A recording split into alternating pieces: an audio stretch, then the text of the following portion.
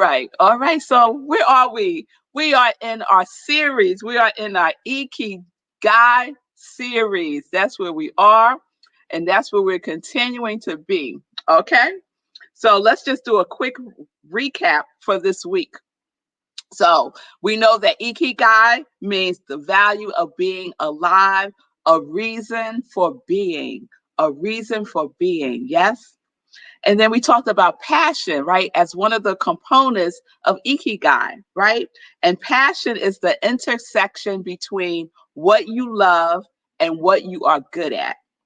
Then we talked about mission, right? And mission is the intersection between what you love and what the world needs. And there's the diagram. And then today we're going to talk about perfection.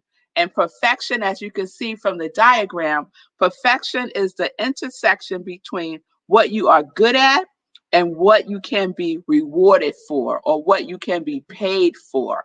So profession is a combination of passion and profession. Okay, so I want to read something to you from this book. It's one of my favorite books, Let Your Life Speak by Parker Palmer.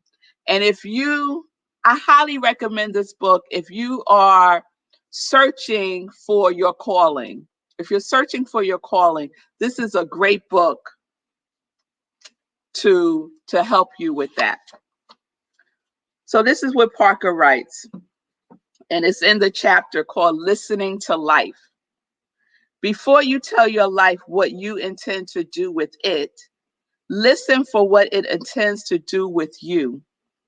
Before you tell your life what truths and values you have decided to live up to, let your life tell you what truths you embody, what values you represent.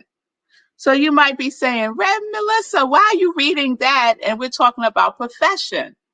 Because it's important that our professions reflect our truths and our values, especially our values. And if we are in a profession that reflects our values, then you could say, I am in a profession that is true to me, that is true to my calling, right?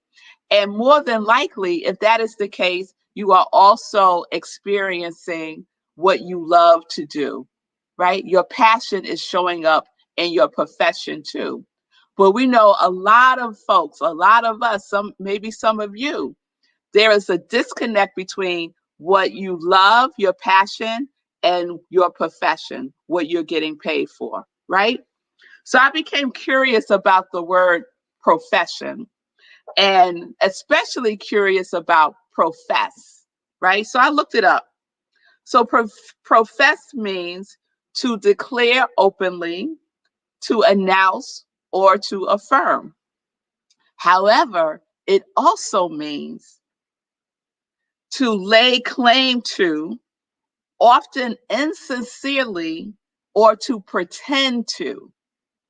I thought that was really interesting. Those two definitions that seem very different from each other, right? So to declare openly, to announce or affirm, and also to lay claim to, often insincerely, or pretend to. So some of us are in our pretend professions. We have professed a profession that we may not be passionate about. And that's okay. That's okay. The opportunity is to check in to see if there is anything in your profession, anything in the work that you do that you really love to do, right? There probably is. You might not have been paying attention to it because you might be so focused on all the things that you don't like about what you do, right? Because that's what we have a tendency to do. We focus on the negative, but there's probably something in your profession that is calling to you that you love, right? It's something that you can announce, something that you can affirm for yourself in your profession, something that you can lay claim to and invite yourself to stop feeling insincere about what it is that you're doing, right? Some of us feel like we are imposters in our professions, and we're just like waiting to be found out that we don't really know what we're doing. And a lot of us feel that way. A lot of us feel that way. But the invitation is to apply some love, to apply some passion, to look for it in your profession. And I love what came to me this morning was, let's profess our passion in our profession. Let's profess our passion in our profession. Whatever it may be, let's look for something in our profession that we are passionate about. So I know when I had a 9 to 5, I was blessed to love my profession, right? And one of my professions was in human resources. I'm a human resources professional. And there are aspects of that job, of that profession, that I love listening to people, you know. What I did a lot was, just give voice to the elephant in the room, like, let's just stop pretending like this is what the issue is here. Looking at culture, looking at leadership in organizations. These are things that I love to do as a human resources professional. There were a lot of things that I did not enjoy doing whatsoever, right? And if I spend all my time focused on those things that I did not enjoy doing, which I often did, right? I often did that. I would go home miserable, right? Feeling like I had not contributed at all, right? But in those moments, I would have those days where I was so locked into what I was passionate about in human resources, and that was the people. I was plugged into the people, right? That's what I was passionate about. And so how can I use that passion for people in any job that I happen to be in?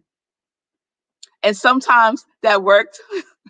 That worked for my benefit. All the time it worked for my benefit. But a lot of times I would ruffle some feathers, y'all. I would ruffle some feathers, and then we would just have to part ways, or I would have to move on, right? But what I took with me everywhere that I went was I was sincere about my passion for people to be recognized, to be honored, to be appreciated, to be held accountable in a compassionate way in their work.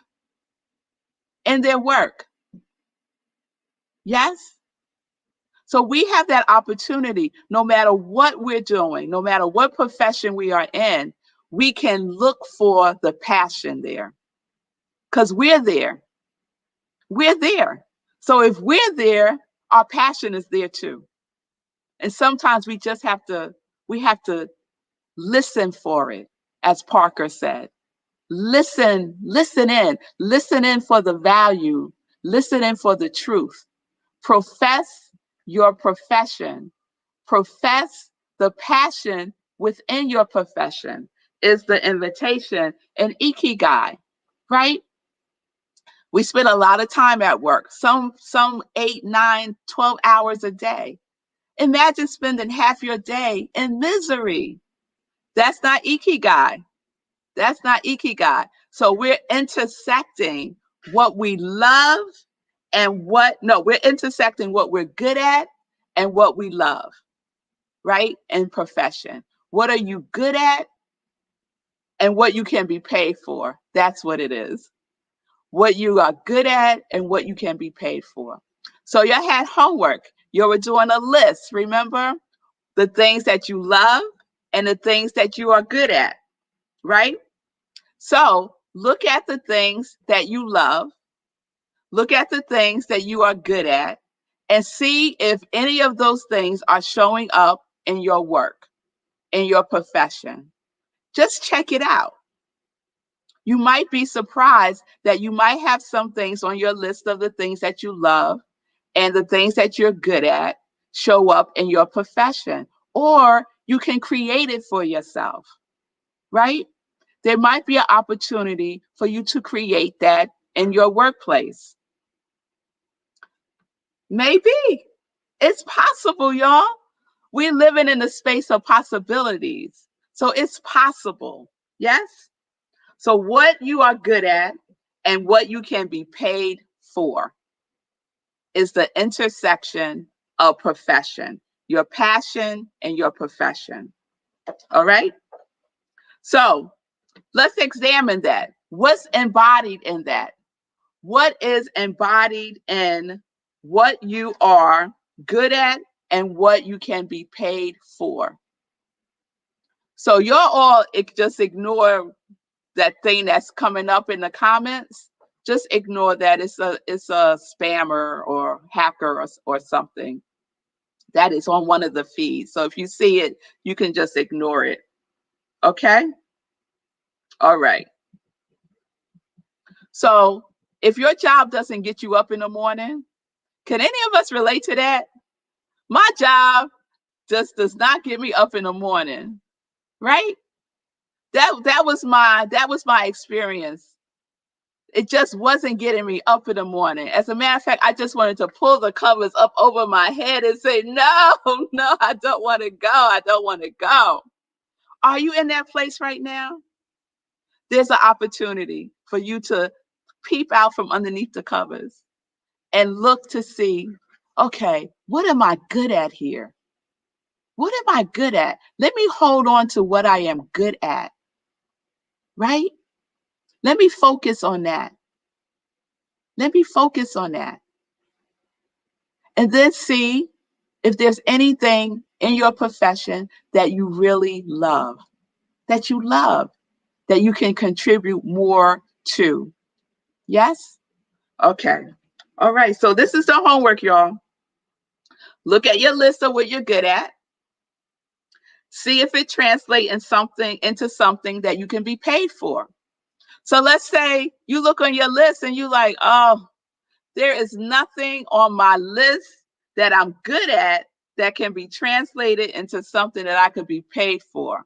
And guess what? I'm going to say that ain't true. Go look again.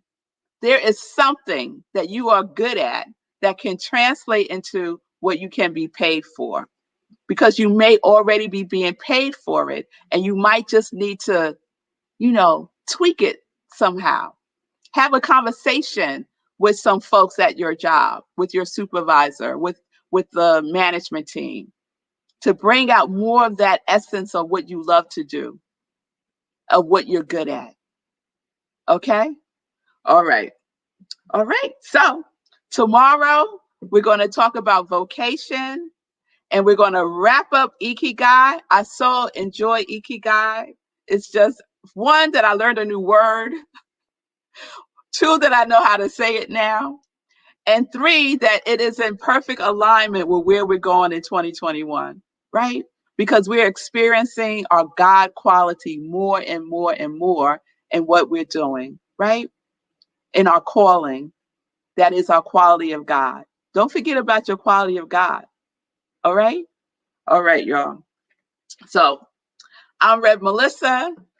I'm a ordained interfaith minister. I'm a licensed religious science practitioner, and I am a purpose coach.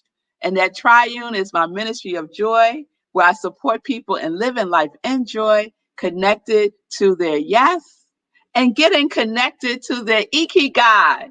Yes, the passion, the mission, the vocation, and the profession intersecting and getting us up in the morning in joy.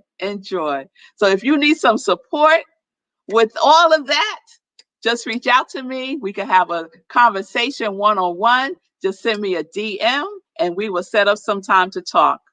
If the Ikigai series is speaking to you, if Morning Sip is speaking to you, spirit and practice, and you want to support my ministry of joy, you can do so by giving a love offering at Cash App or Venmo at I Am revmelissa. I appreciate your support and your generosity in advance. All right, y'all. So peace and blessings, everybody. Peace and justice. Oh, thank you, producer. Merch, Joy line merch. So you know, it's the Sip Joy mug. It's the t-shirts. Yes. Yes, there's my congregation of joy. So please support my ministry of joy by going to my Etsy store and just seeing all my joy line merchandise. There's Nan and her joy socks. I love the joy socks. I think that might be my favorite right now. They're warm and toasty, especially since it's cold all over the place. So pick up a pair of your joy socks. Joy, joy, joy. And support my ministry of joy. I so appreciate that. All right. So now, peace and blessings, peace and justice, everybody. Live life in joy, connected to your yes.